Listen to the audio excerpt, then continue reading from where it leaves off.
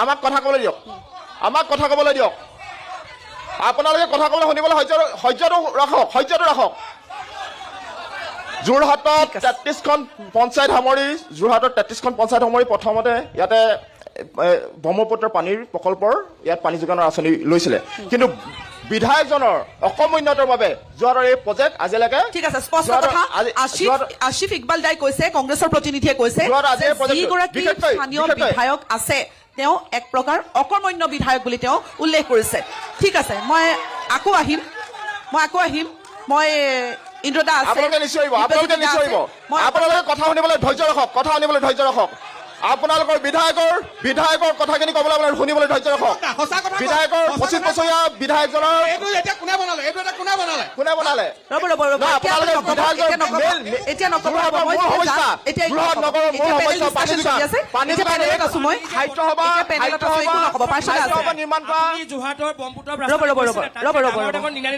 এতিয়া একো নক'ব, মই যাম। পাৰ্ষদা আছে, ৰিপ্লাই দিবলৈ পাৰ্ষদা আছে। কথা সলনি নকৰিব। কথাখিনি শুনিবলৈ আপোনালোকে ধৈৰ্য নাই কাৰণে আজি মানুহ আহিবলৈ ভয় কৰা হৈছে। আপোনালোকে কথাখিনি শুনাই ধৈৰ্য থাকিব লাগিব। যেতিয়ালৈকে শাসকীয় পক্ষত থাকে আপোনালোকৰ নৈতিক দায়িত্ব থাকে যে বিৰোধী পক্ষৰ আপোনালোকে বিৰোধী পক্ষৰ কথাখিনি শুনাই আপোনালোকে থাকিব লাগে। আপোনালোকৰ নৈতিক দায়িত্ব আৰু নৈতিক দায়িত্ব বুজিব লাগিব।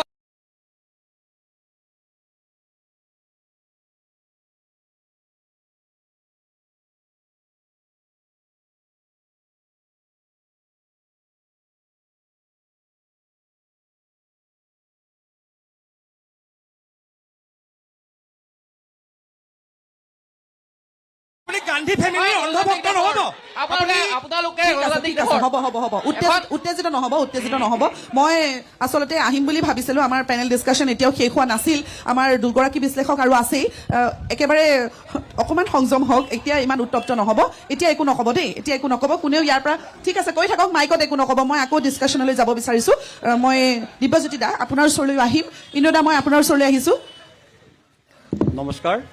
ইন্দ্ৰদা, আমি যিহেতু যোৰহাটৰ কথা পাতি আছো, এইবাৰ টিয়ক সমষ্টিও খুব চৰ্চাত আছে।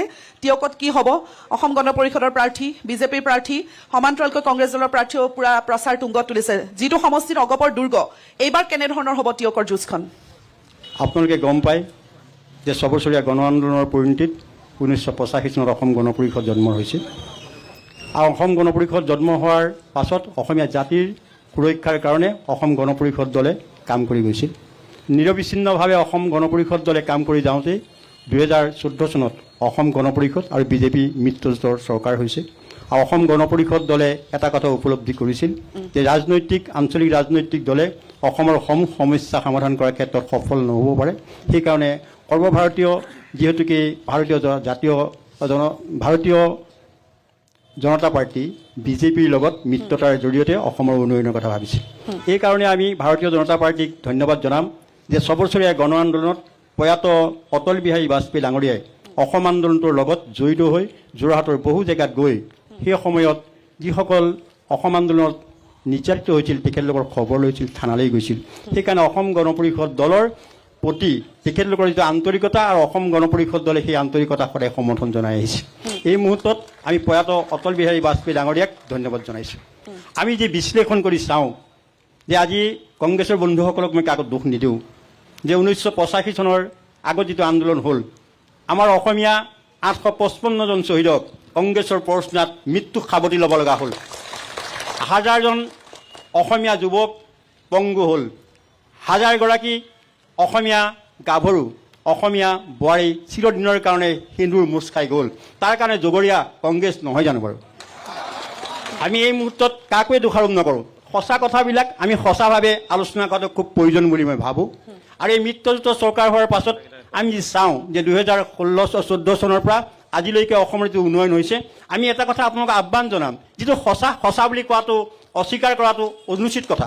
সঁচাটো সঁচা বুলি কোৱাটো খুবেই প্ৰয়োজন।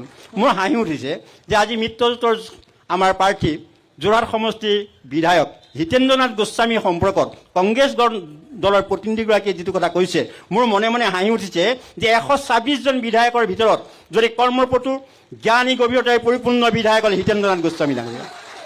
আৰু মোৰ হাঁহি উঠিছে যে যোৰহাট মিউনিচিপালিটিত পানী নাই বুলি। তেখেতে নিশ্চয় জানে যে হিতেন্দ্ৰনাথ গোস্বামী ডাঙৰীয়াৰ নেতৃত্বত 113 কোটি টকাত ইতিমধ্যে যোৰহাটৰ আৰবান পানীৰ যোগান ধৰিবৰ কাৰণে মাননীয় মুখ্যমন্ত্ৰী ডাঙৰীয়াই এলেংমৰা পথাৰত স্কিম আৰম্ভ কৰিছে তাৰ কাম ইতিমধ্যে চলি আছে আৰু তেখেতে যিটো কথা কৈছে যে অসমৰ যোৰহাটৰ বিধায়ক হিচাপে হিতেন্দ্ৰনাথ গোস্বামী সম্পৰ্কত যিটো অভিযোগ আনিছে এনেধৰণৰ সঁচা কথাত অভিযোগ অনাটো জনসাধাৰণে নিশ্চয় বিবেচনা কৰিব সৎ মানুহজনক সৎ বুলি কোৱাৰ সাহস আমাৰ থাকিব লাগিব ঠিক আছে ইন্দ্ৰদা মই আকৌ আহিম আমি তিয়ক সমষ্টি সম্পৰ্কত কৈছো যে আজি তিয়ক সমষ্টিৰ অসম গণ পৰিষদৰ 85 চনৰ পৰা নিৰবিচ্ছিন্নভাৱে অসম গণ পৰিষদ দলৰ নেতৃত্বত বিধায়ক নিৰ্বাচিত হৈছে আমি আশা কৰিছো যে অসম গণ পৰিষদ দলক আমাৰ মিত্ৰজোঁটৰ মাননীয় মুখ্যমন্ত্ৰী ডাঙৰীয়াই অসম গণ পৰিষদ দলক তিয়ক সমষ্টিৰ প্ৰাৰ্থিত্ব আগবঢ়াব আৰু আমি অসম গণ পৰিষদ বিজেপি দলৰ মিত্ৰজোঁটৰ প্ৰাৰ্থী হিচাপে অসম গণ পৰিষদৰ প্ৰাৰ্থী যাকেই নিদিয়ক তাকে আমি জয়যুক্ত কৰিবৰ কাৰণে সংকল্পবদ্ধ হৈছো আৰু যোৰহাট জিলাত অসম গণ পৰিষদৰ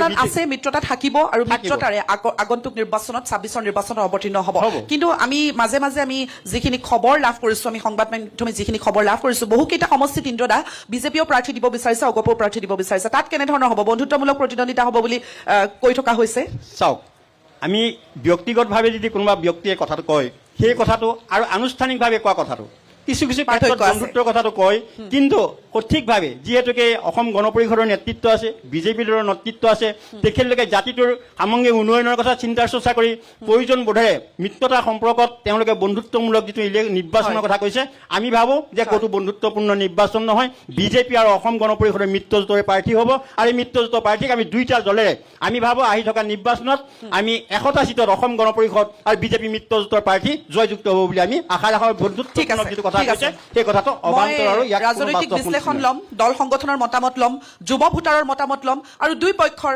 মহিলা ভোটাৰৰ মনৰ বতৰা ল'বলৈ চেষ্টা কৰিম মই এটা বাণিজ্যিক বিৰতি ল'ব লাগিব অনুষ্ঠান অব্যাহত থাকিব সমূহ সমৰ 2026ত আমি এটা বিৰতি ল'ম উভতি আহিম আমাৰ আজিৰ বিশেষ অনুষ্ঠান যোৰহাট জিলাৰ পৰা ষ্টাৰ চিমেণ্ট প্ৰেজেন্স সমূহ সমৰ 2026 উভতি আহিছো খন্তেক বাণিজ্যিক বিৰতিৰ পাছত আপোনালোকে চাই আছে যোৰহাটৰ পৰা সমূহ সমৰ 2026 মই পাৰ্শ্বদা আপুনি কিবা এটা ক'ব খুজিছিল নহয় প্ৰথম কথা আমাৰ কংগ্ৰেছৰ প্ৰতিনিধিজনে বহুকেইটা কথা কৈছে মাননীয় বিধায়কজনৰ বিপক্ষে কৈছে আচলতে যোৰহাটৰ উন্নয়নটোক মানে বিপক্ষে কোৱা নিচিনা কথা কৈছে কিন্তু তাৰ কাউণ্টাৰ এটেকটো আমাৰ এজিপি দলৰ প্ৰতিনিধি ইন্দ্ৰদাই গোটেইখিনি কথা কৈছে আচলতে দুটা কথা আছে মানে মুখখন খুলি ল'লে অলপ বেলেগ হৈ যায় এইটো কথাবোৰ যে শগুনৰ চকু মৰাশৰ ওপৰতে সিনো কি বুজিব প্ৰগতিৰ মূল্য সিদিনা দেশৰ মাননীয় প্ৰধানমন্ত্ৰী নৰেন্দ্ৰ মোদী ডাঙৰীয়া আহিছে আমি সকলোৱে দেখিছো মৰাণত ইমাৰ্জেঞ্চি ফ্লাইট লেণ্ডিং হ'ব বায়ু সেনাৰ ফ্ৰণ্টলাইন বিমানসমূহ তাত লেণ্ডিং হ'ব কিন্তু কংগ্ৰেছে তাত ফ্লাইটখিনি দেখা নাই ৰাফেল আৰু সুখয় দেখা নাই নহয় তাত উৰি যোৱা ধূলিখিনি দেখিছে ধূলিখিনি যে উৰিছে ধূলিখিনিৰ বাবে একো দেখা নাই নহয় ৰাফেল আৰু সুখয়খিনি নেদেখে এই ফ্লাইঅভাৰৰ কথা যে বাৰ বাৰ কৈ থাকে মোৰ মানে এই কথাবোৰ হাঁহি উঠে মানে আচলতে ফ্লাইঅভাৰখিনি যে নিৰ্মাণ নকৰে তৰুণ গগৈ ডাঙৰীয়া যেতিয়া মুখ্যমন্ত্ৰী আছিলে 120 কোটি টকা পানী যোগান আঁচনি কি হ'ল আপুনি কৈ দিয়কচোন 120 কোটি টকা পানী যোগান আঁচনিটো কি হ'ল সেই কথাটো কোৱা কি ক'ব নোৱাৰে কিছুমান কথা অযথা সমালোচনাবোৰ নকৰিব যেতিয়া নোৱাৰে যুক্তি নাথাকে যুক্তি নাথাকিলে অযুক্তিকৰ অবিভ্ৰান্তিকৰ পৰিৱেশবোৰ বিনষ্ট নকৰিব পৰিৱেশবোৰ বিনষ্ট নকৰিব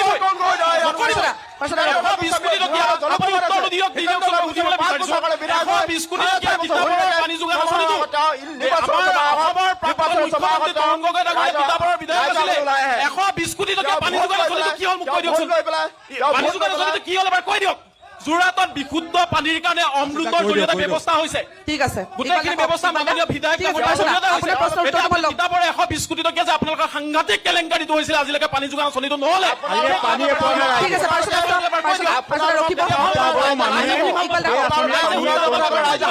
ৰাইজে শুনি ভাল পাব এবাৰ কৈ দিয়ক আপুনি ৰাইজে শুনি ভাল পাব এবাৰ কৈ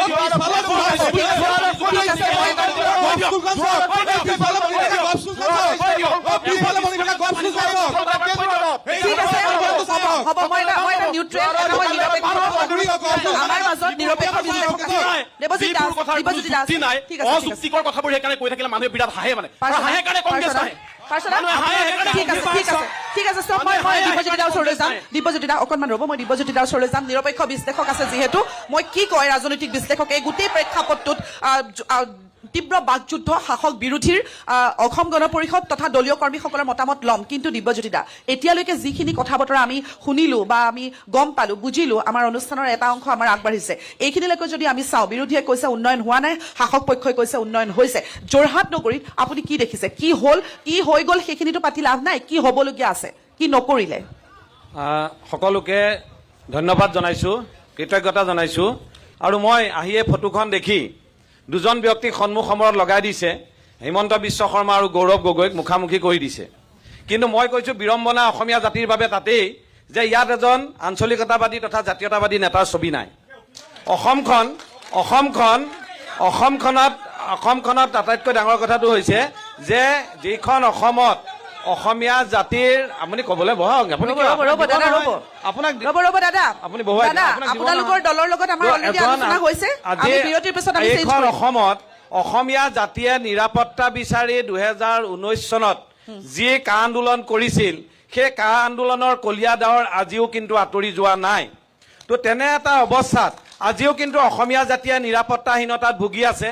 আজিও অসমীয়া জাতিয়ে কিন্তু সম্পূৰ্ণৰূপে আজি যিখিনি বিজেপি চৰকাৰে কৰিম বুলি আহিছিলে সেইখিনিয়ে কিন্তু কৰিব পৰা নাই। প্ৰথম কথা, আপুনি যিজন ব্যক্তিয়ে আজি এংকৰিঙত আজি অসমীয়া জাতিৰ বুকুত এই ভয়টো কেতিয়াও আছে যে আপুনি ক'বলৈ দিয়ক। দাদা মই আপোনাক দোষ দিয়া নাই, আপুনি অসমীয়া জাতিৰ প্ৰতিনিধি নহয়, আপুনি অসমীয়া জাতিৰ প্ৰতিনিধি নহয়। প্ৰতিনিধি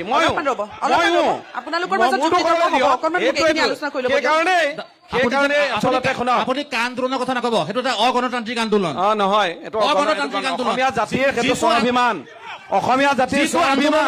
আমাৰ অসমীয়াৰ স্বাভিমান শৰাইখন যেতিয়া ভাঙি দিব পাৰে, নাই সেইটো ভাবে বৃহৎ কোনো গণতান্ত্ৰিক অসমীয়া আন্দোলন হ'ব মানুহ নোৱাৰে। অসমীয়া শৰাই নাই ভঙা, কোনো অসমীয়া মানুহ অসমীয়া শৰাই নাই ভঙা। এই কথা ৰ'ব, মই এতিয়া কৈ আছো, ইমান হুলস্থুল কৰিলে কি এটা নিৰপেক্ষ আলোচনা হ'ব নাই? তেতিয়াহ'লে আপোনালোকৰ কথা শুনিব লাগিব, আপোনালোকৰ কথা শুনিব লাগিব। সমৰ্থন কৰিব পাৰে, কিন্তু শ্বহীদক তেনেকে আপোনালোকে অপমান কৰিব নোৱাৰিব। দাদা আপোনাক মই সুধিছো, আপুনি প্ৰণৱ বড়োৰ বিষয়ে এটা কথা কওক। মই প্ৰণৱ বড়োৰ প্ৰতিনিধি নহয়, মই প্ৰণৱ বড়োৰ বিষয়ে কওক। যদি আপোনাৰ কলিজা আছে প্ৰণৱ বড়োৰ বিষয়ে কওক। প্ৰণৱ বড়ো নহয়, মই প্ৰণৱ বড়োৰ প্ৰতিনিধি ৰাইজৰ দলৰ মানুহ, আপুনি অখিল নহয়, মই ৰাইজৰ দলৰ প্ৰতিনিধি নহয়। ঠিক আছে, ঠিক আছে, মই ৰাইজৰ দলৰ প্ৰতিনিধি, ধ্ৰুৱজ্যোতি বৰা, এটা ক'ব নোৱাৰি, এটা কথা যদি ক'ব নোৱাৰি, ধ্ৰুৱজ্যোতি বৰা আপুনি পেনেলত থাকক, মই তললৈ যাওঁ। নাই আপুনি এটা কথা অকণমান ৰ'ব, নাই, মোক যিটো কথা ক'বলৈ দিছিলে কথাটো ক'বলৈ দিয়ক। কথা কেনেকুৱা কথা কৈছে আপোনাক কথা ক'বলৈ দিবলৈ? ৰ'ব, অকণমান মাইকটো দিয়কচোন, তেওঁক কৈ ল'বলৈ দিয়ক। তো প্ৰথম কথাটো হৈছে, দুটা কথা ক'ম যে আজি যোৰহাট, আপোনালোকে কথাটো শুনক, বিজেপি দলৰ আটাইতকৈ ডাঙৰ কথাটো হৈছে আপোনালোকে কাৰো কথা শুনিব নিবিচাৰে। আপোনালোকে কথাটো শুনক, আমি বহুত দেখিছো, আমাৰ নিজৰ স্থানত আমি ৰৈ আছো, শুনি লওক, আমি বহুত দেখিছো। আগতে এইফালে ভিৰ আছিলে, এই ভিৰটো এইফালে গৈছে, তাতকে পাৰ্থক্য একো হোৱা নাই। আগতে এইফালৰ ভিৰটো এইফালে গৈছে, আপোনালোকে থিয় হৈ কথা নক'ব। আপোনাৰ প্ৰথম কথাটো শুনক যে আমি যোৰহাটৰ সমষ্টিটোৰ কথা, উন্নয়নৰ কথা যদি চাওঁ, তেতিয়াহ'লে এটা কথা ক'ব লাগিব যে হয়, যে ইয়াত অভাৰব্ৰিজ হৈছে, ইয়াত থকা DC অফিচটো ভাঙি নি চিনামৰালৈ নিয়া হৈছে, ইয়াত ব্যাপকভাৱে ষ্টেডিয়াম থকাৰ পিছত ষ্টেডিয়ামখন বনোৱা হৈছে। কিন্তু ইয়াত যোৰহাটত আপুনি ইমান চিঞৰিছে কিয় ভাই? ক'ব নহয় আপোনালোকে আমাক কথা ক'বলৈ নিদিয়ে। এইটোৱে তাৰমানে আপোনালোকৰ এইটোৱে গণতান্ত্ৰিক চৰিত্ৰ, বিজেপি দলৰ গণতান্ত্ৰিক চৰিত্ৰ তাৰমানে এইটোৱেই, বেলেগ কাকো কথা ক'বলৈ নিদিয়ে। আপোনালোকৰ বিৰুদ্ধে মই একো কোৱা নাই, এতিয়ালৈকে একো কোৱা নাই। ইয়াত ব্ৰহ্মপুত্ৰ পানী যোগান আঁচনি খাবলৈ পোৱা নাই মানুহে। 400 টকাকে আজিৰ পৰা 10 বছৰ আগতে ল'লে ব্ৰহ্মপুত্ৰ খোৱা পানী যোগান আঁচনি, আজিও পোৱা নাই মানুহে। আজিও পাৰ্কিং প্লেচ কংগ্ৰেছৰ দিনত বনোৱাৰ পিছতো পাৰ্কিং প্লেচ আজিও হৈ নুঠিল।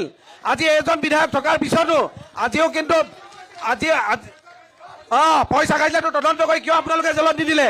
যদি কংগ্ৰেছৰ MLA পইচা খাইছিলে, আপোনালোকে কিয় এতিয়ালৈকে জেলত দিয়া নাই? আৰু সেই বিধায়কজনক আপোনালোকে কিয় লৈ ল'লে? আপোনালোকে ঠিক আছে, কংগ্ৰেছৰ ঠিক আছে, বিধায়কজনক দিব্যজ্যোতি দা। আপোনালোকে কিয় লৈ ল'লে? দিব্যজ্যোতি দা, আজি অকণমান ৰ'ব। খোৱা পানী, মই অকণমান ৰ'ব। বিদ্যুৎ, চিকিৎসা মহাবিদ্যালয়খন, যোৰহাটৰ চিকিৎসা মহাবিদ্যালয়খন আপুনি চিকিৎসা কৰিবলৈ যায়নে? আপোনালোক নাযায়। আমি এটা কথা অনুৰোধ জনাইছো, কোনো মানুহ নাযায়, আপুনি যিজন নাযায়। ৰাজনৈতিক তাত বিশ্লেষক দুখীয়া আনিছে দৰিদ্ৰ মানুহ যায়। তেওঁ কোনোবা পাৰ্টীৰ সমৰ্থনত কথা কোৱাটো উচিত নহয়। নাই, আমি ভাবো যে ৰাজনৈতিক বিশ্লেষণৰ কোনো দৃষ্টিভংগী পাৰ্টীৰ বেলেগ হ'ব সমৰ্থনৰ লাগে। কথা কোৱা নাই। না, আমি ইন্দ্ৰদা, কৈছো যে ৰাজনৈতিক দৃষ্টিভংগী ইন্দ্ৰদা। মানুহৰ কথাটো বেলেগ হ'ব লাগিব। নাই, আপোনাৰ ক'বলৈ দিয়া নাই। ৰাজনৈতিকভাৱে নাই, নাই, সমালোচনা- একপক্ষীয়ভাৱে যি কয়, ৰাজনৈতিক ৰাজনৈতিক বিশ্লেষণ নহয়। সমালোচনা কৰিব নাই। আপুনি নহয় যে আপোনালোকে তেখেতৰ কোনোবা দলৰ প্ৰতিনিধি হিচাপে ৰাজনৈতিক বিশ্লেষকে নিউট্ৰেল কথা ক'ব লাগিব। নিউট্ৰেল কথা ক'ব লাগিব। ইন্দ্ৰদা, আপোনালোকে কথা ক'বলৈ নিদিয়ে মানুহক। আপোনালোকৰ জাতীয় ভণ্ড জাতীয় নাবাদ মানুহক কথা অসমৰ ক'বলৈ ভণ্ড নিদিয়ে। জাতীয় নাবাদ বন্ধ এইটোৱে কৰক। গণতান্ত্ৰিক চৰিত্ৰ। অসমৰ এইটোৱে ভণ্ড জাতীয় নাবাদ গণতান্ত্ৰিক বন্ধ চৰিত্ৰ কৰক। ঠিক বিজেপি। আছে, ঠিক আছে, দিব্যজ্যোতি দা, দিব্যজ্যোতি দা, এইটোৱে অগণতান্ত্ৰিক চৰিত্ৰ। দিব্যজ্যোতি মই দা, সম্পূৰ্ণ ঠিক আছে। নিৰপেক্ষভাৱে মই কথা কৈছো। সকলোকে সময় দিব লাগিব। নহয়, মই সকলোকে মই- সময় দিব লাগিব। মই- বিজেপি ভণ্ডামি বন্ধ কৰক। আহিম। বিজেপি ভণ্ডামি বন্ধ কৰক। ৰ'ব ৰ'ব বিজেপি ভণ্ডামি বন্ধ কি কৰক। হৈছে? কি হৈছে কওকচোন, কি হৈছে কওক। আপুনি যদি নিৰপেক্ষ হয় আপুনি কংগ্ৰেছৰ ওপৰত নাম মাত কেলে লৈছে? এজনে কংগ্ৰেছৰ ফালে কেলে কৈ আছে? কংগ্ৰেছৰ কথা কেতিয়া ক'লো? আপুনি এটা চৰকাৰৰ সপক্ষে কওক। আপোনালোকে কংগ্ৰেছৰ এটা সপক্ষে কওক। আপোনালোকক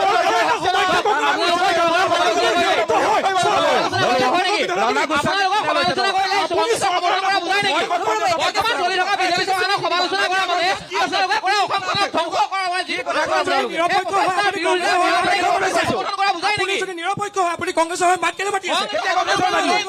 অখিল গগৈ চামচা আৰু তাতে আকৌ কংগ্ৰেছৰ ওপৰত কেলে কৈ আছে? কথা ক'বলৈ আহিছে। আপুনি কৈ আছে আমি ধৈৰ্য মই ধৰিছো। কোনো কাৰো চামচাৰ কথা কোৱা নাই। আপুনি চৰিত্ৰ মই কোনো দলত নাই। ৰ'ব, ৰ'ব, ৰ'ব, ৰ'ব। আপুনি এজন কৈছে এজনকে যে কওকচোন। বিজেপি দলৰ চৰিত্ৰত ধৰি কথা কৈছে। ইয়াত কি চৰিত্ৰহীন অকল বহি আছো নেকি আমি? কি আপোনালোকে আপুনি চৰিত্ৰহীন আপোনাক কথা ক'বলৈ নিদিয়ে? আপুনি চৰিত্ৰহীন বুলি কিয় ক'লে? কোনগৰাকী মহিলা আৰু কোনজন পুৰুষৰ চৰিত্ৰ আপুনি বেয়া দেখিলে কওক। প্ৰথমতে আপুনি সেইটো কথা আপোনাক কওক। কথা ক'বলৈ নিদিয়ে? আপুনি প্ৰথমতে কওক। আপোনালোকৰ চৰিত্ৰ সেইটোৱে যে কথা ক'বলৈ নিদিয়ে আপোনালোকে। মই অকণমান আগবাঢ়ি আহিছো। ৰ'ব, উত্তেজিত নহ'ব। চৰিত্ৰত ধৰি যাতে ইয়াত কথা কোৱা নহয়। সকলো দলে সকলোৰে কথা ক'ব আৰু আপুনি আহিছে আপুনি কংগ্ৰেছৰ হৈ আহিছে, আপুনি বিজেপি নাই, মই কেতিয়াও দলৰ হৈ কোৱা নাই। মই কোনো দলৰ হৈ কোৱা নাই বাইদেউ। মই তেতিয়াহ'লে কথাটো আপুনি কৈ বিজেপি থাকোঁতে কিয় ক'ব? বিজেপিৰ চৰিত্ৰ বেয়া বুলি কিয় ক'ব আপুনি? কিয় ক'ব? মই আপোনালোকে মোক কথা ক'বলৈ দিওঁতে কথা ক'লে আপুনি চৰিত্ৰ ব্যক্তিগত চেহেৰা দেখুৱাওক, তাৰ ঠিক পিছত আছে, ঠিক আছে, ঠিক আছে। খেদি আহক মোক, খেদি আহক মাৰকী। ব্যক্তিগত খেদি আহক মোক। চৰিত্ৰ নহয়, ধৰি নহয়, কথা নক'ব। ব্যক্তিগত নাই, ৰ'ব, ৰ'ব, মই ক্লিয়াৰ কৰি দিওঁ। দিব্যজ্যোতি সেইটোৱে দা, আপোনালোকৰ অৱস্থা। দিব্যজ্যোতি দা, চৰিত্ৰ আপুনি ধৰি ব্যক্তিগত আক্ৰমণ কৰিছে নেকি? নাই কৰা। নাই কৰা। নাই কৰা। ঠিক দলক আছে। কৈছো। দলক কাৰো দলক ব্যক্তিগত কথা কোৱা নাই। ঠিক আছে। দলৰ চৰিত্ৰ বেয়া হ'ব পাৰে বাইদেউ। দলৰ চৰিত্ৰৰ কথা তেওঁ দলৰ কথা কি চৰিত্ৰ বেয়া হ'ব? ৰ'ব, ৰ'ব, ৰ'ব। আমি বিজেপি ব্যক্তিগত আক্ৰমণ নকৰিব দেই, আমি দলৰ কথা ব্যক্তিগত হৈ খাবলৈ মোৰ দৰকাৰেই নাই। আক্ৰমণ নকৰিব। আপোনাৰ প্ৰত্যেকজন মানুহকে মই আপোনালোকৰ মুখ্যমন্ত্ৰী ডাঙৰীয়া যেতিয়া কৈছিলে যে কংগ্ৰেছৰ এজন মহিলাসকলৰ চৰিত্ৰক লৈ প্ৰশ্ন কৰিছিলে, তেতিয়া আপোনালোক নিমান আছিলে কিয়? ৰ'ব, ৰ'ব, ৰ'ব। যেতিয়া আপোনালোক কিয় নিমান আছিলে? যেতিয়া অসমৰ সন্মানীয় মুখ্যমন্ত্ৰীগৰাকীয়ে কংগ্ৰেছৰ দিনত চাকৰি পোৱা মহিলাসকলক অপমান কৰিছিলে, তেতিয়া আপোনালোকে অপমান আছিলে নেকি? এতিয়া যে চাকৰি পাইছে, এতিয়া যে কিয় আছিলে? 1,56,000 যেতিয়া আপোনালোকে কিয় এতিয়া অপমান আছে। কৰিছিলে? যেতিয়া কংগ্ৰেছৰ দিনত চাকৰি পোৱা ব্যক্তি মহিলাসকলক অশ্লীল ভাষাৰে তেওঁলোকে ইয়াত চাকৰি কৰা মহিলা, চাকৰি নকৰা মহিলাৰ কথা আছে নেকি ইয়াত? আপোনালোকৰ মুখ্যমন্ত্ৰী ভূপেন বৰাক কি কৈছিলে? আপোনালোকৰ বহুত কংগ্ৰেছী মানুহেও চাকৰি পাইছে। কি কৈছিলে? আপোনালোকৰ কংগ্ৰেছীও বহুতে চাকৰি পালে আৰু এতিয়া কংগ্ৰেছী ক'বলৈ ভয় খায়। আপোনালোকে যদি লিষ্ট দেখাই দিয়ক, আপোনালোকৰ যদি কংগ্ৰেছীয়ে পাইছে নাই? আপোনালোকৰ কংগ্ৰেছীয়ে চাকৰি লৈছে নাই? আপোনালোকৰ কংগ্ৰেছ মানুহ কংগ্ৰেছৰ মানুহ জিৰ' হৈ গ'ল। কংগ্ৰেছৰ মিয়া পলিটিক্স কৰি মানুহ জিৰ' হৈ গ'ল। সৃষ্টি কৰিব নহয়। ইয়াত আপোনালোকে দম দেই মানুহ গোটাই আৰু বেছি দিন নাই আপোনালোকৰ বিজেপিলৈ আহি আছে ইয়াত ন্যায় ৰাজনীতি নকৰিব ঠিক আছে, ঠিক আছে, ঠিক আছে, হ'ব, হ'ব, হ'ব। চব নিজৰ নিজৰ জেগাত বহক, সকলো নিজৰ নিজৰ জেগাত বহক, সকলো নিজৰ নিজৰ জেগাত বহক। মই অকণমান কথা পাতিম। বাইদেউ বহক, বাইদেউ বহক।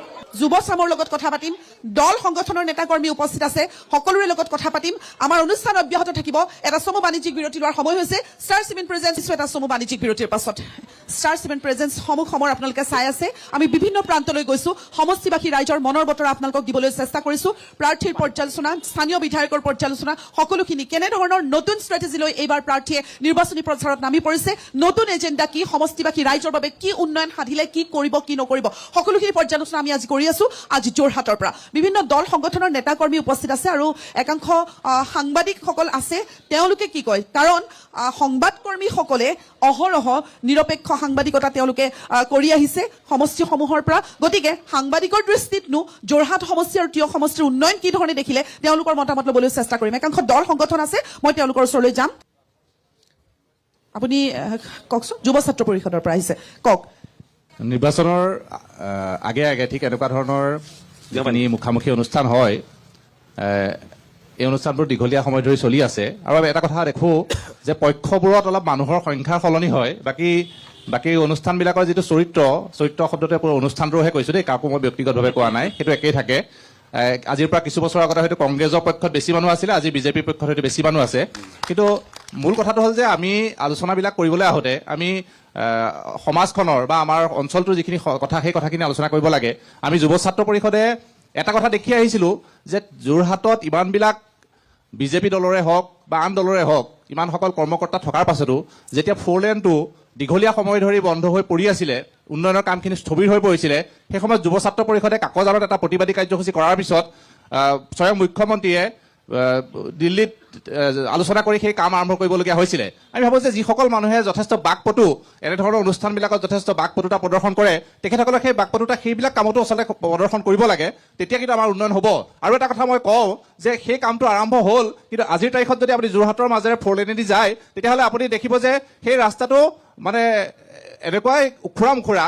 4 লেনৰ সেইটো কিন্তু কোনো কাৰণতে তেনেকুৱা ধৰণৰ হ'ব নালাগে। আমি যদি দক্ষিণ পাৰৰ ৰাস্তাবিলাক চাওঁ, দক্ষিণ পাৰৰ ৰাস্তাবিলাকত যিটো মানদণ্ড বৰ্তাই ৰখা হৈছে, আমাৰ উত্তৰ পাৰৰ ৰাস্তাবিলাকত কিন্তু সেই মানদণ্ড ক্ষমা কৰিব, উত্তৰ পাৰৰ ৰাস্তাবিলাকত যিটো মানদণ্ড বৰ্তাই ৰখা হৈছে, দক্ষিণ পাৰৰ ৰাস্তাবিলাকত কিন্তু সেই মানদণ্ড নলয়। গতিকে মই ভাবোঁ যে ৰাজনৈতিক ব্যক্তিসকলে আন ৰাজনৈতিক কথাবিলাক কোৱাৰ লগতে সেই বিষয়বিলাক চাব লাগে।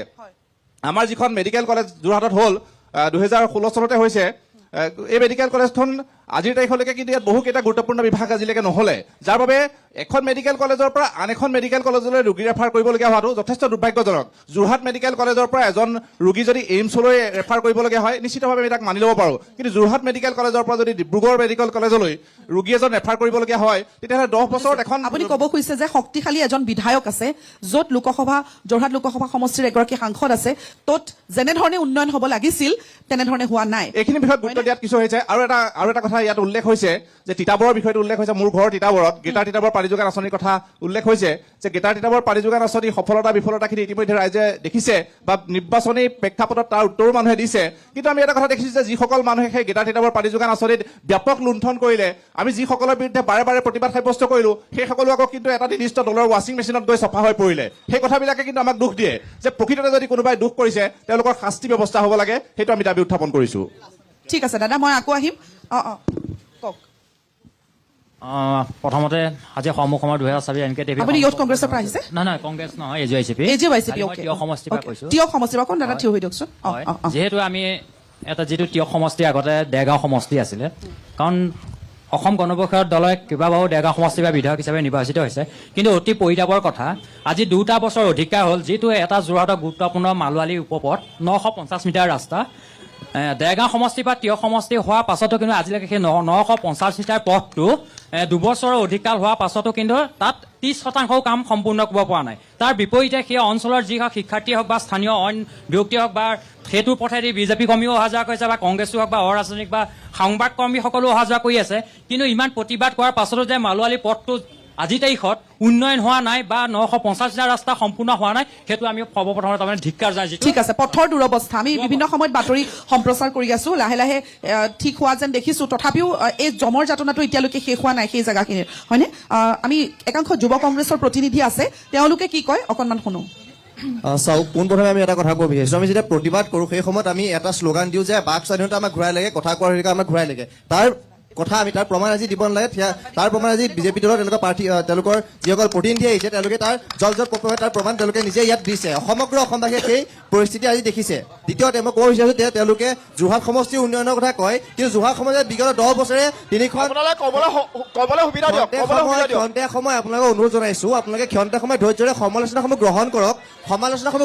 যিহেতু আপোনালোকে কথা নুশুনে জনতাৰ, সেয়েহে জনতা আজিৰ তাৰিখত 70 লাখখন ৰেচন কাৰ্ড অসমে পাবলগীয়া হৈছে। সেয়া দুৰ্ভাগ্যৰ বিষয়, সেয়া উন্নয়নৰ বিষয় নহয়। দ্বিতীয়তে এই বৰ্ষৰ নিৰ্বাচনত অসমৰ জনসাধাৰণে বিজেপিৰ এনেধৰণৰ প্ৰতিনিধি এনেধৰণৰ লোকৰ মন্তব্য শুনি ভোট নিদিয়ে। এই বছৰ জনসাধাৰণে ভোট দিব।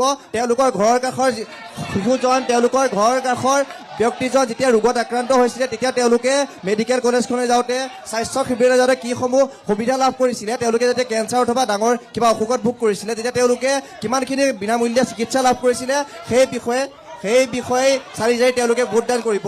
তেওঁলোকে ঠিক আছে, ভোটদান কৰিব হ'ব। যেতিয়া হ'ব, তেওঁলোকৰ আমি আকৌ আহিম, ককা আইতাকৰ দিনত, আমি আকৌ আহিম, আজুপুৰুষৰ দিনত আহিম, তেওঁলোকৰ আহিম, যেতিয়া আজুপুৰুষৰ দিনত যেতিয়া তেওঁলোকে এখন স্কুল প্ৰতিষ্ঠা কৰিছে, যেতিয়া সেই স্কুলখন বন্ধ কৰি দিলে, সেই অঞ্চলৰ ছাত্ৰ ছাত্ৰীসকল ক'ত পঢ়িব সেই বিষয়সমূহ তেওঁলোকে চৰ্চা কৰি এবাৰ ভোট প্ৰদান কৰিব বুলি আমি জনসাধাৰণক অনুৰোধ জনাইছো। ঠিক আছে ধন্যবাদ। ঠিক আছে ঠিক আছে মই আকৌ আহিম। হেল্ল' বাইদেউ, মই এটা কথা ক'বলৈ বিচাৰিছোঁ। আমাৰ বিজেপি দলৰ যিসকল সন্মানীয় সদস্য আছে, আপোনালোকক মই সন্মান সহকাৰে এটা কথা ক'বলৈ বিচাৰিছোঁ যে এতিয়া এজন প্ৰতিনিধিয়ে ক'লে, আমাৰ যিজন যুৱ কংগ্ৰেছৰ প্ৰতিনিধিয়ে কথা কৈ থাকোঁতে তেওঁ ক'লে যে আপোনাৰ পৰিয়ালত অৰুণোদয় পাইছেনে নাই পোৱা। এই অৰুণোদয় পালেনে বুলি যে ক'লে কথাটো, অৰুণোদয় চৰকাৰে কাৰ পইচাৰে দিয়ে? কাৰ পইচাৰে দিয়ে? কাৰ পইচাৰে দিয়ে? অৰুণোদয় কাৰ পইচাৰে দিয়ে? কাৰ পইচাৰে দিয়ে? চৰকাৰখন বিজেপিৰ নে? চৰকাৰখন বিজেপিৰ নে অসমৰ? অসমৰ চৰকাৰ নে বিজেপি চৰকাৰ? অসম চৰকাৰ নে বিজেপি চৰকাৰ? প্ৰশ্নটো উত্তৰ দিয়ক। অসম চৰকাৰ নে বিজেপি চৰকাৰ? বিজেপি চৰকাৰ নে অসম চৰকাৰ? প্ৰথমতে মই আপোনালোকক আমাৰ ভাৰতীয় জাতীয় কংগ্ৰেছ দলৰ পৰা আপোনালোকক এটা অনুৰোধ কৰিছোঁ। আমি আজি য'ত থিয় হৈ আছোঁ, আপোনালোকে এবাৰ আমি সকলোৱে ভাবিব লাগিব যে এইটো আমি যেনেকৈ স্বাভিমানৰ কথা ক'লে, নাই কোৱা জানো, স্বাভিমানৰ কথা ক'লে যে আমি অসম সাহিত্য সভাৰ ভ্ৰমণত বহি আছোঁ। আমি এইবাৰ ভাৰতীয় জাতীয় কংগ্ৰেছ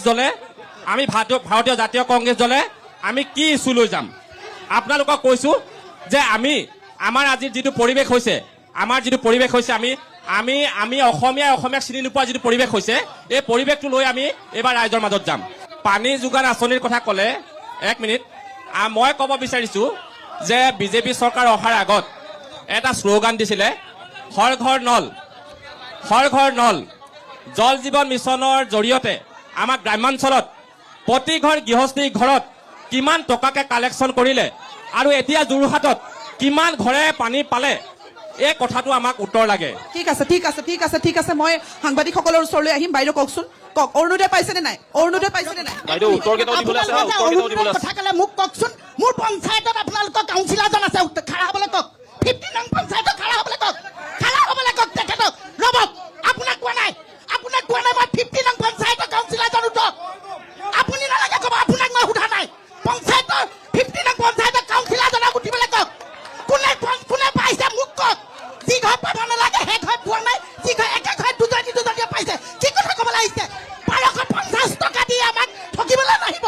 মামীৰ সম্পত্তি কিমান জানেনে আপোনালোকে? কথা ক'বলৈ আহিছে। 15 নং পঞ্চায়তৰ কাউন্সিলাৰজনক উঠাই দিয়ক। ঠিক আছে ঠিক আছে ঠিক আছে বাইদেউ বহক বহক বহক সকলো বহক। এটা বিৰতি লৈছো। ষ্টাৰ 7 প্ৰেজেন্স সমুখমৰ 2026 যোৰহাটৰ পৰা আমি আপোনালোকক দেখুৱাই আছো। এটা চমু বাণিজ্যিক বিৰতিৰ পাছত পুনৰ উভতি আহিছো। মই পেনেললৈ উভতি আহিব বিচাৰিছো। ধ্ৰুৱজ্যোতি বৰা দা আছে। ধ্ৰুৱদা, এইবাৰ দেখিছো যদিও বিৰোধী ঐক্য এতিয়ালৈকে এটা মতত উপনীত হোৱাগৈ নাই, হ'ব বুলি আমি শুনি আছো, তথাপিও ৰাইজৰ দলে এইবাৰ বিপুল শক্তি প্ৰদৰ্শন কৰা দেখিবলৈ পোৱা গৈছে। কেনেকুৱা চলিছে এই উজনিৰ ফালে? আমি যিটো দেখিছো ৰাইজৰ দলে এক প্ৰকাৰ দেখিবলৈ পোৱা গৈছে, আপোনালোকৰ যিগৰাকী নেতা তেওঁ কৈছে যে ৰাইজৰ দলে চৰকাৰ গঠন কৰিব, এনেকুৱা ধৰণৰ এটা ইংগিতো দিছে। কিমান দূৰ সম্ভৱ? কিমান দূৰ? ৰ'ব, মই প্ৰশ্নটো সোধক, সম্ভৱ কিমান দূৰ? ৰাইজে দলে প্ৰথমেই কৈছে যে আমি যদিহে মিত্ৰতা হয় 15খন আসনত খেলিব। 15খন আসনত খেলিলে আমি মিত্ৰতাৰ যোগেদিহে আমি চৰকাৰ গঠন কৰিব পাৰিম। এইটো এটা সত্য কথা। আচল কথাটো হৈছে যে আজি বিজেপিয়ে হওক, কাইলৈ কোনোবা কংগ্ৰেছ হওক বা আমি ৰাইজৰ দলে চৰকাৰ যিয়েই গঠন কৰোঁ, আজি আমাৰ যিখিনি সমস্যা, এই সমস্যাখিনিৰ ওপৰত কাইলৈ আমি কাম কৰিম। গতিকে আমি আপোনালোকক ক'ব বিচাৰিছোঁ যে বিজেপিয়ে যিখিনি আইন আনিছে, যিখিনি কাম কৰিছে, আমি তাক নুই কৰিব পৰা নাই। কিন্তু এটা কথা কওঁ যে ঘৰে ঘৰে পদূলি মুখে আমাৰ এতিয়া টোলগেট হ'বলৈ গৈ আছে। পদূলি মুখে টোলগেট হৈ যিখিনি ৰাইজৰ লছ হৈছে, যিখিনি ৰাইজক অসুবিধা সৃষ্টি কৰিছে, এই অসুবিধাখিনি কথা বিজেপিয়েও পাইছে, কংগ্ৰেছেও পাইছে, আমি নিজেও পাইছোঁ। তাক বিজেপিয়েও নুই কৰিব নোৱাৰে। আজিৰ পথৰ দুৰৱস্থাৰ কথা বিজেপি যিখিনি মানুহ আছে তেওঁলোকেও পাইছে। বিশেষকৈ যোৰহাট বা টিয়কৰ কথা আমাৰ উপৰোক্ত ব্যক্তসকলে কৈছে যে টিয়কৰ যিখিনি ৰাস্তা পথ আছে, বিশেষকৈ আমাৰ মাললিৰ বিষয়ে এতিয়া কৈছে, টিয়ক ছাইডৰ এইখিনি অৱস্থা আটাইতকৈ বেয়া। বিজেপি মানুহ আহি আছে, আমিও আহি আছো, আমি দেখিছোঁ সেইখিনি কথা। আৰু কথা এটা কওঁ শুনক, যে যোৰহাটত থকা পানীৰ যিটো ব্যৱস্থা, সেইটো ব্যৱস্থা তাহানি দিনৰ পৰা আজিলৈকে বেয়া হৈ আছে। গতিকে পানীৰ ব্যৱস্থাটো আমাৰ সুনিশ্চিত এতিয়ালৈকে কৰিব পৰা নাই, আৰু তাক মানি ল'ব লাগিব বিজেপিয়ে। আৰু কথাটো হ'ল যে বিজেপি চৰকাৰে গোটেই গভৰ্ণমেণ্ট যিমানখিনি স্কুল আছিলে সকলো বন্ধ কৰি 400 কিমানখন প্ৰাইভেট স্কুল খুলিছে, যাৰ ফলত দুখীয়া শ্ৰেণীৰ মানুহে এতিয়া পঢ়িবলৈ নোৱাৰা হ'ব, যাৰ ফলত আমাৰ স্কুলৰ বিল্ডিং বহুত ভাল বনাইছে এতিয়া বিজেপি চৰকাৰ দিনত। কোনো স্কুল বন্ধ হোৱাৰ কথা নক'ব দেই। বিল্ডিং কোনোবা এখন স্কুলত বিল্ডিং বনাই লাভ এখন নাই, নহয়, এখন কিন্তু নহয়। গাঁৱে গাঁৱে স্কুল থাকিব লাগিব। শিক্ষাৰ কাৰণে গাঁৱে গাঁৱে স্কুল সকলো আপুনি হয়তো চকু মুদি আছে, যে বাগানত হাই ছেকেণ্ডেৰী হৈছে, গাঁৱে গাঁৱে এখন বাগানৰ ঘূৰা নাই। আপুনি অকল মালৱালী ৰাস্তাটো ইছ্যু নকৰিব, অকল মালৱালী ৰাস্তাটো অসম চৰকাৰৰ ওপৰত ইছ্যু নকৰিব। আপুনি গাঁৱে গাঁৱক দল কৰিছে, গাঁৱত সোমাব, দল কৰিছে বাগানত সোমাব, তেতিয়াহে উন্নয়ন দেখিব। আপুনি কেইখন বাগানত গৈছে?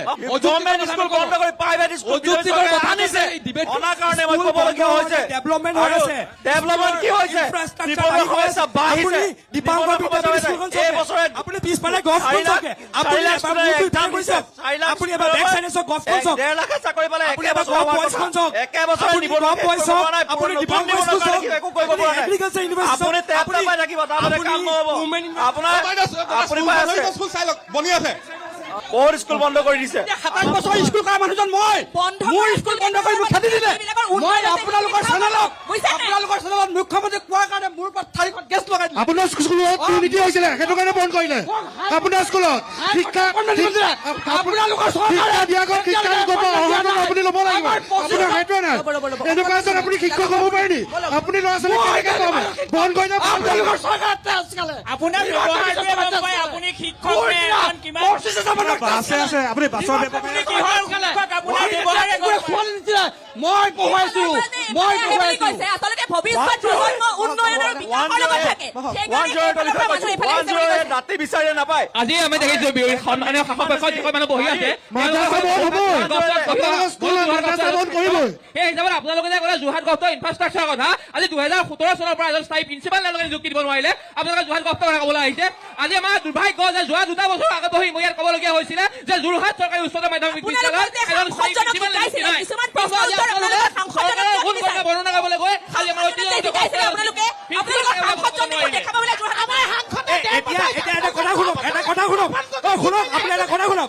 গৌৰৱ গগৈ যদি প্ৰব্লেম আছে, গৌৰৱ গগৈ যোৰহাটত কেইদিন আছে? আৰু গৌৰৱ গগৈ পাকিস্তানত 10 দিন আছে। গৌৰৱ গগৈ পাকিস্তানত, আপোনাৰ গৌৰৱ গগৈ 10 দিন পাকিস্তানত আছে।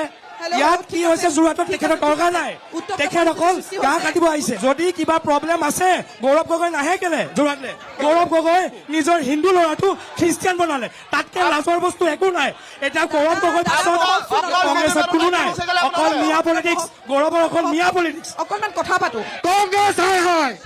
এতিয়া কোনেও কথা নক'ব, মই সাংবাদিকসকলৰ লগত কথা পাতিম। এতিয়া কোনেও কথা নক'ব, মই সাংবাদিকসকলৰ লগত কথা পাতিম। বিজুদা কি খবৰ কওক? এই পৰিস্থিতি আহিছে, কৈছে যে সাংসদে উন্নয়ন কৰা নাই, সেইফালে কৈছে কংগ্ৰেছ হাই হাই, আৰু এইফালে কৈছে বিজেপিৰ বিধায়কগৰাকী অকৰ্মণ্য। কি হৈছে প্ৰকৃত ছবিখন? যোৰহাটত কি দেখিলে? ইমান বছৰ সাংবাদিকতা কৰিলে। পৃথিৱীৰ ভিতৰত লিখিত সংবিধান থকা গণতান্ত্ৰিক দেশখনৰ আটাইতকৈ দুখ লগা কথাটো মই সাংবাদিকতাৰ ক্ষেত্ৰখনৰ পৰা কৈছোঁ, বিভিন্ন সময়ত দেখিছোঁ। আৰু মই 35টা বছৰ হ'ল এই সাংবাদ জগতখনত। গণতন্ত্ৰৰ আটাইতকৈ সফলতা যদি মোক সোধে, আৰু বিভিন্ন সময়ত মই কৈছোঁ, সেইটোৱে হ'ল প্ৰতি 5 বছৰৰ মূৰে মূৰে আমাৰ সাধাৰণ জনতাক সপোন দেখুৱাবলৈ সক্ষম হৈছে প্ৰতিটো ৰাজনৈতিক দলে। খালি আপোনালোকক মই এটা কৈছোঁ, মোৰ নিৰপেক্ষতাত মোক আজিলৈকে কোনেও আঘাত আনিব পৰা নাই। কংগ্ৰেছে যদি ভাল কাম কৰিছে মই কংগ্ৰেছক ভাল বুলি কৈছোঁ, বিজেপিয়ে ভাল কাম কৰিছে বিজেপিক ভাল বুলি কৈছোঁ, বিজেপিয়ে বেয়া কাম কৰিছে সন্মুখৰ পৰা বেয়া বুলি কৈছোঁ, কংগ্ৰেছে বেয়া কাম কৰিছে সন্মুখৰ পৰা চৰকাৰ থকাৰ কথা কৈ আছোঁ। মই তাৰ বাবে থানালৈ যাব লগা, জেল পোৱাগে নাই, থানালৈ যাব লগা হৈছে কংগ্ৰেছৰ দিনত। তাৰপিছতো মই এইটো সৎসাহস ৰাখিছোঁ যে ভাল কাম কৰাজনক ভাল বুলি ক'ব লাগে, বেয়া কাম কৰাজনক একদম সন্মুখৰ পৰা বেয়া বুলি ক'ব পৰা সাহস থাকিব লাগে, তেতিয়াই গণতন্ত্ৰখন সবল হ'ব। এতিয়া এই মুহূৰ্তৰ এগৰাকী কেবিনেট মন্ত্ৰী জয়ন্ত মল্ল বৰুৱা যেতিয়া কংগ্ৰেছত আছিল, কংগ্ৰেছৰ মন্ত্ৰী হৈ আছিল, নলবাৰীত আমাৰ এখন অধিৱেশন হৈছিল। জয়ন্ত মল্ল বৰুৱাৰ এটা কথা মোৰ বেছি ভাল লাগে, আজিও সেই ডাইলগটো মোৰ প্ৰিয়। আমাৰ প্ৰতিনিধি সভাখন উদ্বোধন কৰি তেওঁ কৈছিল যে তৰুণ গগৈ নেতৃত্বাধীন তৃতীয়বাৰ আহিব চৰকাৰখন, তৃতীয়বাৰ চৰকাৰখন আহিব, পাৰ্মিনেণ্ট কাম কৰা হৈছে, পাৰ্মিনেণ্ট কাম কৰিলে, স্থায়ী কাম কৰিলে মানুহে আমাক ভোট নিদিয়ে। প্ৰথম 3 বছৰ মই নলবাৰীৰ বিৰোধীয়ে কৰা কাম সকলোৱে যিবোৰ ভাল কাম কথা ক'ব সেইবোৰ মই মানিম, আৰু সেই কথাবোৰ মই কৰিম, কিন্তু লাষ্ট 2 বছৰ মই কৰিম সূতা কম্বল বিলাব লাগিব। সূতা কম্বল বিলালেহে আমাক ৰাইজে ভোট দিব। এইটো জয়ন্ত মল্ল বৰুৱাই প্ৰতিনিধি সভাত কৈছিল। এই কথাটো নাই, মোৰ কথাটো শুনি লওক। আটাইতকৈ ডাঙৰ কথাটো কি, মই এই কথাটো আকৌ এটা কথা মই কৈ ল'ব খুজিছিলোঁ, থাকি গ'ল। তেতিয়া আপোনালোকে বুজিব, যেতিয়া সঁচা কথা এটা মানুহে কয়, সেই সঁচা কথাটো ক'লে কাৰোবাৰ গাত লাগিলে আমাক গালি পাৰে। বাতৰি মই ক'লো যে বাতৰি কাকতত লিখাৰ সাহস মোৰ আছে, আজিও আছে, যে সঁচা কথা এটা যেতিয়া ক'ম, কংগ্ৰেছৰ ফেভাৰত গুচি গ'লে কংগ্ৰেছে ভাল পাব, আপোনালোকে বিৰোধীসকলে বেয়া পাব। আৰু যেতিয়া বিজেপিৰ হৈ ক'ম, তেতিয়া কংগ্ৰেছে আমাক গালি পাৰে। এইটো থেংকছলেছ জবত জড়িত হৈ আছোঁ যোৱা 35টা বছৰ। আমি আক্ষেপ নকৰোঁ। ভাল কাম কৰিলে কোনেও আমাক স্বীকৃতি মানে ফোন এটা কৰি নকয় যে এইটো ভাল লিখিলে, এইটো ভাল কাম বাতৰি কৰিলে। এনেকুৱা ধৰণৰ মানসিকতা কমি আহিল। হয়, ঠিক আছে ৰিজু দা, বৰ ধুনীয়া কথা কৈছে আপুনি। থেংকছলেছ জব আমি সকলোৱে কৰি আছো। ৰাজনীতিটো হয়তো তেনেকুৱাই চাগে ন, ভাল কাম কৰিলে ভাল কয়, বেয়া কাম কৰিলে বেয়া কয়, ভাল কৰিলেও বেয়া কয়, বেয়া কৰিলেও ভাল কয়, হয়নে? ঠিক আছে, আৰু এগৰাকীৰ এটা প্ৰশ্ন আছে, মই তাৰ পিছত যাম। হয়, নমস্কাৰ। মই সাংবাদিক এগৰাকী, যদিও মই এগৰাকী ক্ষুদ্ৰ চাহ খেতিয়কৰ সন্তান। আৰু আজি গোটেই মই যিমানখিনি আলোচনা শুনিলোঁ, আমাৰ আচলতে অসমৰ যিটো অৰ্থনীতিৰ মূল ভেটি চাহ খেতি, আৰু তাৰো যিটো মূল ভেটি হৈছে সেইটো হৈছে ক্ষুদ্ৰ চাহ খেতিয়ক। মই কিন্তু ইয়াত কংগ্ৰেছ বিজেপি কাৰো মুখৰ পৰা এতিয়ালৈকে কোনো এটা পক্ষৰ মুখৰ পৰা ক্ষুদ্ৰ চাহ খেতিয়কৰ কাৰণে এটা শব্দও শুনা নাপালোঁ।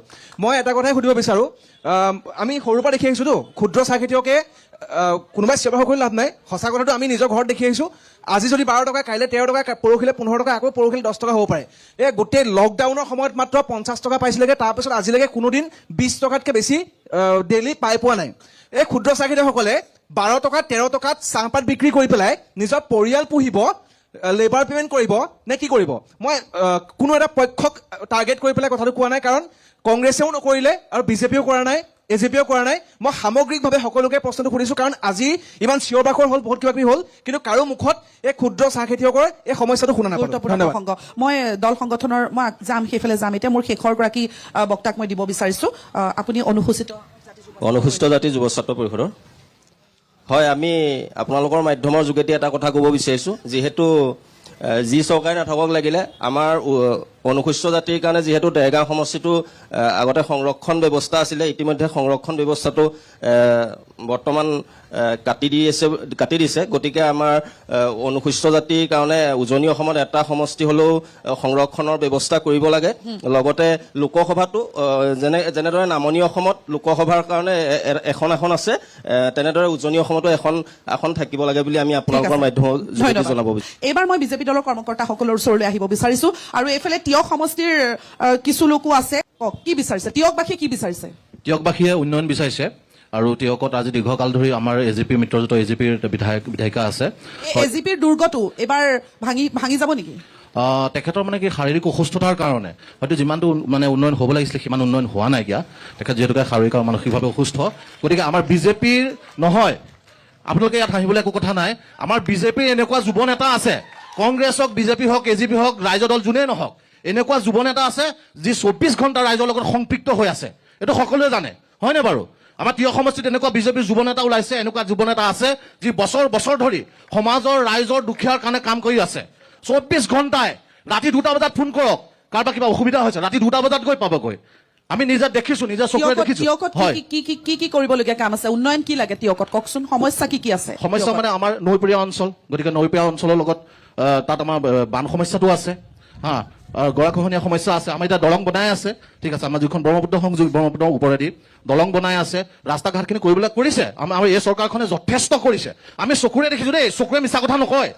আমি অন্ধ নহয়, চকুৰে দেখিছো, চকুৱে মিছা কথা নকয়, আমি অন্ধ নহয়। এইখন চৰকাৰে কিমান কাম কৰিছে। আৰু বিজেপি দলত এনেকুৱা যুৱ নেতা আছে যি 24 ঘণ্টা কোনো দল বুলি নহয়, কংগ্ৰেছ বুলি নহয়, এজেপি বিজেপি বুলি নহয়, ৰাইজৰ লগত কাম কৰি গৈছে। তেনেকুৱা কেইজন আছে আপোনালোকৰ ব্যক্তি? আপোনালোকৰ ব্যক্তি পুনৰ নাপায়। আমি গৌৰৱ গগৈক ভোট দিলো, গৌৰৱ গগৈ। আমি যোৰহাটৰ শিক্ষিত এজন মই শিক্ষিত যুৱক, যোৰহাটৰ এজন মই শিক্ষিত যুৱক, মই এজন শিক্ষিত যুৱক, মই বিটেক গ্ৰেজুৱেট ইঞ্জিনিয়াৰ হয় যোৰহাট ইঞ্জিনিয়াৰিং কলেজৰ পৰা। গৌৰৱ গগৈক ভোট দিলো, ভোট দি পেলাই গৌৰৱ গগৈ এটা শিলগুটি পেলোৱা নাই। আজি 2 বছৰ হ'ব হ'ল গৌৰৱ গগৈক দেখি পোৱা নাই, আমি দেখি পোৱা নাই। আজি সেই শাস্তি আমাক আৰু নালাগে, আমাক পুনৰ সেই শাস্তি নালাগে। তিয়কত আমাৰ পদুম ফুল ফুলিব, বিজেপি চৰকাৰ উন্নয়ন কৰিব, আমাৰ নতুন যুৱ নেতা আহিব, তিয়কত আমাৰ সেই আৰু শাস্তি আমাক নালাগে ঠিক আছে, যোৰহাটৰ পৰিৱৰ্তন এজন বিচাৰিছে, শিক্ষিত মই যুৱক হিচাপে উন্নয়ন তিয়ক বিচাৰিছে। সমষ্টিৰ মই কৈছো ঠিক আছে, পৰিৱৰ্তন বিচাৰিছে, সমষ্টিৰ উন্নয়ন বিচাৰিছে। অগপৰ প্ৰতিনিধি আছে যিহেতু ইয়াত, আমাৰ পেনেলতো আছে, অগপৰ কৰ্মীসকল আছে, অকণমান সুধিব বিচাৰিম। আপুনি তিয়ক সমষ্টিৰ পৰা আহিছে, হয়, মই তিয়ক সমষ্টি কওক। মই অসম গণ পৰিষদৰ প্ৰতিনিধি হিচাপে কৈছোঁ। আচলতে কংগ্ৰেছৰ প্ৰতিনিধিসকলে যিবোৰ কথা কৈ আছে আমি শুনি আছোঁ, হাঁহিও উঠে। ভাৰতবৰ্ষৰ স্বাধীনতা আজি ৭৯ বছৰ হ'ল। তাৰ ভিতৰত প্ৰায় ৫৯ বছৰ কংগ্ৰেছে শাসন কৰিলে। অসমত ৫৯ বছৰ কংগ্ৰেছে শাসন কৰিলে। যদিহে কংগ্ৰেছে সেই সময়তে তেওঁলোকৰ কৰিবলগীয়া কামখিনি কৰি থলেহেঁতেন, আজি হয়তো এইখন চৰকাৰৰ দিনত ইয়াতকৈ বহুত উন্নয়ন হ'লহেঁতেন। আজিৰ দিনত ৰাস্তা পদূলিৰ পৰা আৰম্ভ কৰি, স্কুলৰ পৰা আৰম্ভ কৰি সকলো ক্ষেত্ৰতে উন্নয়নৰ কামখিনি বৰ্তমান চৰকাৰখনে যিধৰণে কৰিছে আমি দেখিছোঁ। বিশেষকৈ এই যোৰহাটৰ পৰাই তৰুণ গগৈ ডাঙৰীয়া ১৫ বছৰ অসমৰ মুখ্যমন্ত্ৰী হৈছিলে। আমি কিন্তু চকুত লগাকৈ একো উন্নয়ন দেখা নাপালোঁ। ৩০ বছৰো অধিক কাল বিজয় কৃষ্ণ সন্দিকৈ ডাঙৰীয়া যোৰহাট লোকসভা সমষ্টিৰ সাংসদ আছিলে। ঘৰৰ সন্মুখৰ ষ্টেডিয়ামটো আজিও যদি আপুনি খেল চাবলৈ বহে, সেই পোষ্টকেইটা দেখিব, খেলুৱৈ কিন্তু ভালকৈ নেদেখে। বহুত এনেকুৱা কিছুমান কাম আছিলে যিবোৰ কাম কংগ্ৰেছৰ দিনত যদি হ'লহেঁতেন, আজি হয়তো এইখন চৰকাৰে ইয়াতকৈ বহুত কামখিনি আগুৱাই নিব পাৰিলে। ঠিক আছে দাদা, মই একাংশ মহিলা ভোটাৰ আছে, মহিলাসকল আছে, এইফালে বিৰোধীৰ মহিলাসকলো আছে, শাসক পক্ষৰ মহিলাসকল আছে। দুটামান কথা ক'ব বিচাৰিছো। মই যুৱ প্ৰজন্ম হিচাপে দুটামান কথা সৰুকে ক'ব বিচাৰিছো। আপোনালোকে দেখিব কংগ্ৰেছ চৰকাৰ দিনত এটা প্ৰজন্ম শেষ হৈ গ'ল। কিয়নো যেতিয়াই আমি চাকৰিৰ কাৰণে যেতিয়া আমি কিবা এটা এপ্লাই কৰিবলৈ যাওঁ তেতিয়াই আমাৰ ঘোচৰ কথা আহে। কিন্তু আজি যোৰহাটৰ অলিয়ে গলিয়ে আপুনি চাওক, যোৰহাটৰ সমগ্ৰ পৰ্যায়টো আপোনালোকে চাওক, সকলোতে আমাৰ আজি যুৱকসকলৰ এটা বিশ্বাস উঠিছে যে আমি দৌৰিলে চাকৰি পাম। আজি এনেকুৱা এটা পৰিৱেশ ভাৰতীয় জনতা পাৰ্টীৰ নেতৃত্বাধীন চৰকাৰখনে অসমৰ এনেকুৱা এটা অকল বিজেপিলৈ গ'লে কংগ্ৰেছৰ গোটেইখিনি বিজেপিলৈ হেৰক তালে গ'লে ৱাশ্বিং মেচিন হৈ যায়। আৰু যদি আমি অকল মামা মামী অকল যদি আমি ভাৰতীয় জনতা পাৰ্টীৰ বিজেপিলৈ গ'লে ৱাশ্বিং মেচিন হৈ যায়, নহয় জানো? এতিয়া আকৌ কংগ্ৰেছৰ বদনাম গাইছে সকলো কংগ্ৰেছৰ চৰকাৰৰ দিনত ৰাষ্ট্ৰীয় ঘাইপথত আমি গৰু গাড়ী চলিছিলে আৰু এতিয়া জোতাৰো বিমান অৱতৰণ কৰে। এয়া হৈছে বিজেপি আৰু কংগ্ৰেছৰ মাজৰ পাৰ্থক্য। মুখ্যমন্ত্ৰী হিমন্ত বিশ্ব শৰ্মাৰ নেতৃত্বত ১ লাখ বিঘা ভূমি ক'বলৈ পৰা উদ্ধাৰ কৰিছে। এইবিলাক ক'ব লাগিব। এয়া হৈছে পাৰ্থক্য। এয়া হৈছে পাৰ্থক্য। আপোনালোকে শুনি লওক, আপোনালোকে শুনি লওক, আপোনালোকে শুনি লওক। আপোনালোকে মিয়াৰ আগত আঁঠুকাইছে, আপোনালোকে মিয়াৰ আগত আঁঠুকাইছে। ১ লাখ বিঘা ভূমি, ১ লাখ বিঘা ভূমি হিমন্ত বিশ্ব শৰ্মা ডাঙৰীয়াই উদ্ধাৰ কৰিছে। মই সমষ্টিৰ কথা সুধিছো, সমষ্টিৰ কথা সুধিছো, সমষ্টিৰ কথা কওক। আপোনালোকে সমষ্টিৰ কথা কৈছে, তিয়ক সমষ্টিৰ কথা কৈছো। ২২ চনত কেবিনেটত জাজিমুখৰ পাৰঘাট দলংখনৰ বিষয়ে সিদ্ধান্ত গ্ৰহণ কৰিছিলে। সেই দলংখন আজিলৈকে কিয় হোৱা নাই তাৰ উত্তৰটো আমাক লাগে। তিয়ক সমষ্টিৰ উন্নয়নৰ নামত তাৰ উত্তৰটো লাগে। তেনেকে আপোনালোকে উত্তৰটো দিয়ক। উত্তৰটো ল'ম মই, পাৰ্ষদা আছে, উত্তৰ দিব। উত্তৰ দিয়া কামটো মোৰ আমাৰ উত্তৰ দিব। জাজিমুখত এখন দলঙৰ, পাৰঘাট দলঙৰ কেবিনেটত সিদ্ধান্ত লৈছিলে সেইখন বনোৱাৰ ২০২২ চনত, কিন্তু আজিলৈকে সেইখন উন্নয়ন হোৱা নাই। আজিলৈকে সেইখন হোৱা নাই, কিয় হোৱা নাই সেই কাৰণটো লাগে। ঠিক আছে, দিব দিব। গৰা খহনীয়াৰ কথা কোনোবা এজনে ক'ব বিচাৰিছিলে, কোনে কৈছে কওকচোন, মই উত্তৰটো একেলগে ল'ম। এই নিমাতীপা যোনটো ব্ৰহ্মপুত্ৰ মাথাউৰি আছে, মাথাউৰি গৰা খহনীয়া যি ব্যৱস্থা হৈ আছে, ৮ নম্বৰত যি গৰা খহনীয়া ব্যৱস্থা হৈ আছে, এই মিত্ৰজোঁট চৰকাৰে একো ব্যৱস্থা লোৱা নাই। ব্ৰহ্মপুত্ৰৰ যোনটো END মাথাউৰি আছে, মাথাউৰিবিলাকৰ ম্যাদ অট'মেটিক ম্যাদ উকলি গৈছে, কিন্তু আজিও তাৰ মেৰামতিৰ ব্যৱস্থা কৰা নাই। মাথাউৰিৰ ওপৰত যে পকী ৰাস্তাবোৰ বনাইছে তাৰ কাৰণে আপুনি ক'লে নহয়, মই উত্তৰখিনি দিওঁ আৰু হৈ গ'ল। ঠিক আছে, ঠিক আছে। মই কোনো ৰাজনীতিৰ দলৰ পৰা কৰা নাই, মই যুৱ ছাত্ৰ পৰিষদৰ পৰা কৈছো। আমাৰ অঞ্চলৰ সমস্যাখিনিৰ কথা মই উপস্থাপন কৰিব বিচাৰিছো। ধন্যবাদ, ধন্যবাদ। কথাটো হৈ গ'ল। আমাৰ যুৱ ছাত্ৰ পৰিষদৰ এজন প্ৰতিনিধিয়ে প্ৰথমতে এটা কথা কৈছিলে, মই খুব ভালদৰে তেওঁক লক্ষ্য কৰিছিলো। আৰু অসমৰ সন্মানীয় মুখ্যমন্ত্ৰী ডক্টৰ হিমন্ত বিশ্ব শৰ্মা ডাঙৰীয়াই যোৱা ৫টা বছৰত অসমৰ জাতীয় দল সংগঠনসমূহৰ প্ৰতি তেখেতৰ যিটো সন্মান আৰু তেখেতে সকলোৰে সমস্যাৰ আজিৰ ওপৰত প্ৰত্যেক সময়তে আমি দেখিছোঁ খুব ভালদৰে তেওঁলোকৰ লগত বহিছে, এটা লানি, দুটা লানি, তিনিটা লানিকে আলোচনা কৰিছে। পৰৱৰ্তী পৰ্যায়ত তেওঁলোকৰ যিখিনি সমস্যা সেই সমস্যাবোৰ সমাধান কৰিবলৈ তেওঁ অগ্ৰসৰ হৈছে। তেখেতে কিছু সময়ৰ আগত ক'লে তেখেতসকলে আমাৰ এখন স্মাৰক পত্ৰ দিছিলে, আমাৰ 4 লেনৰ সেই সময়ত নিম্ৰিয়মান হৈ আছিলে, কিছুমান কাম কেইদিনমান স্তব্ধ হৈ আছিলে, কিবা টেণ্ডাৰৰ কথা আছিলে সেই সময়ত, কোম্পানীটোৱে কি কৰিছিলে সেইটো আমি জানো। পাছত নীতিন গাডকাৰী ডাঙৰীয়াৰ লগত আমাৰ মাননীয় মুখ্যমন্ত্ৰী ডাঙৰীয়াই মই কথা ক'লে পাকিস্তান ফেৰতৰ কথা মই শুনিবলৈ নায়েই। পাকিস্তান ফেৰত গৌৰৱ গগৈৰ কথা শুনিবলৈ অহাই নাই। পাকিস্তান ফেৰত গৌৰৱ গগৈৰ কথা আপোনালোকৰ শুনিবলৈ অহাই নাই। পাকিস্তান ফেৰত গৌৰৱ গগৈৰ কথা শুনিবলৈ অহাই নাই। পাকিস্তানী লিংকটোৰ কথা আৰম্ভ কৰাই নাই পাকিস্তানী লিংকটোৰ কথা আৰম্ভ কৰাই নাই আহি পক পাকিস্তানী লিংকটোৰ কথা আৰম্ভ কৰাই নাই। বিজেপি কৰ্মীসকল কিমান ভদ্ৰ এতিয়ালৈকে পাকিস্তানী লিংকৰ কথা আৰম্ভ কৰাই নাই। বিজেপি কৰ্মীসকল কাৰ্যকৰ্তাসকল কিমান ভদ্ৰ এতিয়ালৈকে পাকিস্তানী লিংকৰ কথা পতাই নাই। কথাটো বুজিছেনে? 10 দিন পাকিস্তানত তত লুকাই আছিলে আপোনালোকৰ সাংসদ, মানুহে দেখিছে দেশৰ আভ্যন্তৰীণ ব্যৱস্থাত গৌৰৱ গগৈ ডাঙৰীয়াই নস্যাৎ কৰিছে। দেখিছে আপোনালোকে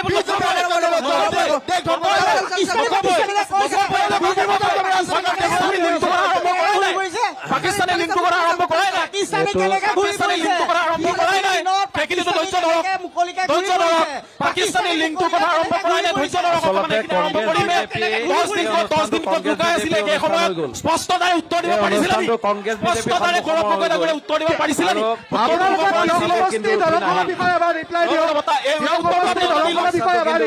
যেতিয়া কেবিনেটত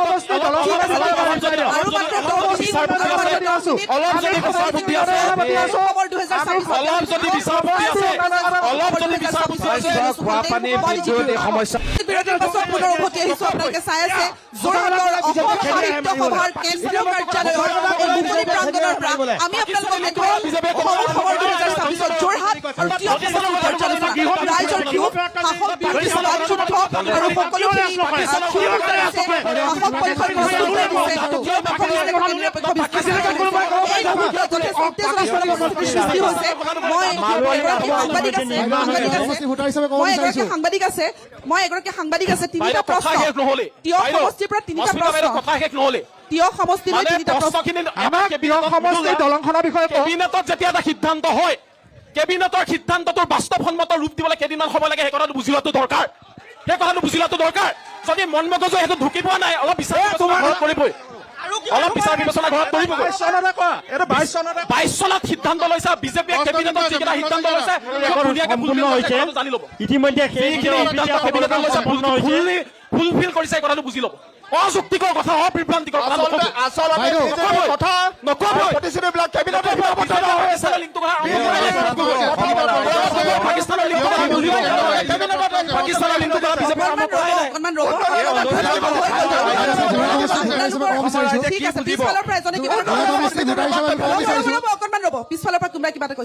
কংগ্ৰেছ দলে যিটো আমাৰ যোৰহাট সমষ্টিৰ বিধায়কৰ মানে পক্ষত তেখেতে যুক্তি দেখুৱাইছে, তেখেতলোকক আমি ক'ব বিচাৰিছো, তেখেতলোকৰ মুখ্যমন্ত্ৰী 15 বছৰ শাসন কৰিলে তৰুণ গগৈ ডাঙৰীয়াই কি কৰি দেখুৱালে? আপুনি নিজে ক'লে কালি আপুনি হিমঘৰত আছে কৰা নাই। আপুনি যোৰহাট সমষ্টিত এবাৰ নিজে চাই ঘূৰক, যোৰহাটৰ সন্মানীয় বিধায়ক মহোদয় কি কৰি থৈছে যোৰহাটখন, আপুনি নিজে চাই পেলাই ঘূৰক। তেখেতলোককো আপুনি লৈ যাব পাৰে। আমাৰ যিখন মানুহ বহি আছে কংগ্ৰেছ, তেখেতলোকক আপুনি লৈ যাওক। যোৰহাটৰ সাংসদ গৌৰৱ গগৈ কি কৰিলে আপুনি সোধক। 1.5 বছৰৰ যোৰহাটৰ গৌৰৱ গগৈ কি কৰিলে আপুনি সোধক। বিধায়কক যিখিনি কথা কৈছে আপোনালোকে যদি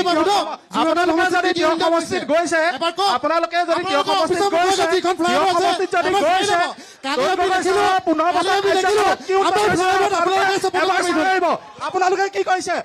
তৰুণ গগৈ চাৰে বনাই থৈ আলিকেইটা ৰিপেয়াৰিং কৰিছে, তাৰ বাহিৰে একো কৰা নাই।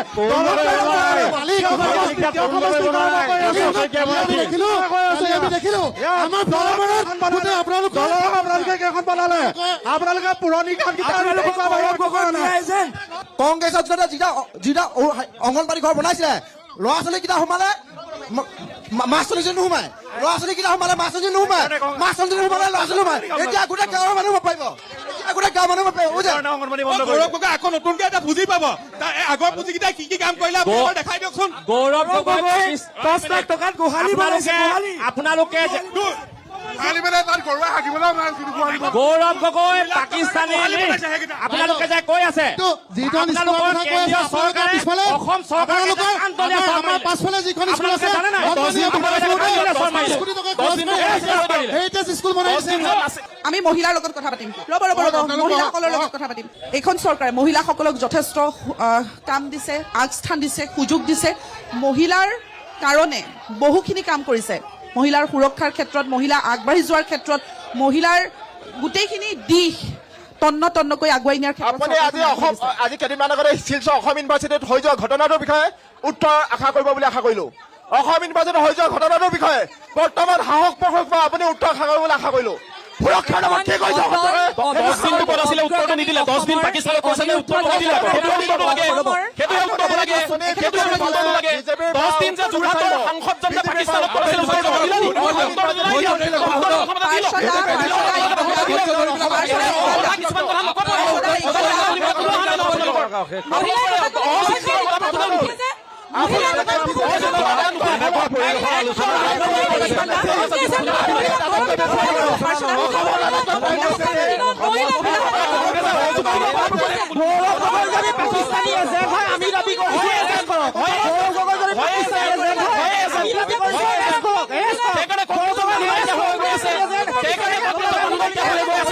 পাকিস্তানী এজেণ্ট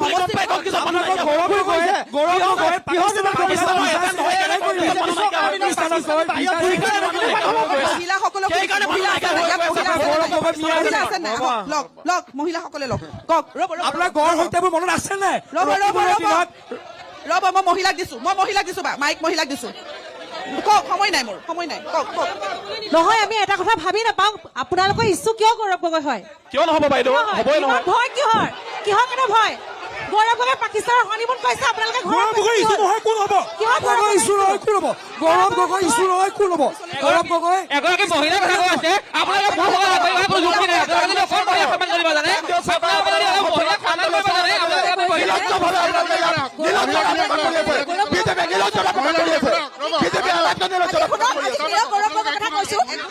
গৌৰৱ গগৈৰ কথা ক'লে কেলে ভয় খাই দিয়া গৌৰৱ গগৈ 10 দিন পাকিস্তানত কি কৰি আছিলে 10 দিন পাকিস্তানত হাৰিব নোৱাৰে কেলে আছে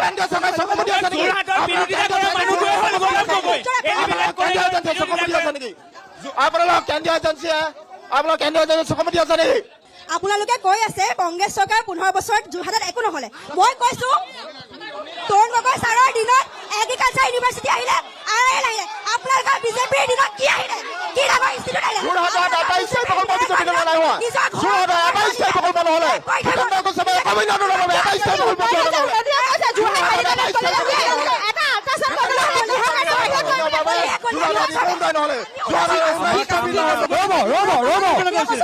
তিয়কত হোৱা ল কলেজখন কোনে বনাইছে তিয়কত হোৱা ল কলেজখন কোনে বনাইছে এতিয়া এগ্ৰিকালচাৰ ওমেন ইউনিভাৰ্চিটি কোনে বনাইছে আপোনালোকৰ চকু নাই অন্ধভক্ত নহ'ব গৌৰৱ গগৈ অন্ধভক্ত নহ'ব মস্কিও বাইদেউ আপোনাক অনুৰোধ জনাইছো আপুনি ৰাইজৰ দলৰ এজন আনঅফিচিয়েল মুখপাত্ৰ আৰু ৰাইজৰ দলৰ প্ৰতিনিধি দুজন মানুহক ষ্টেজত তুলিছে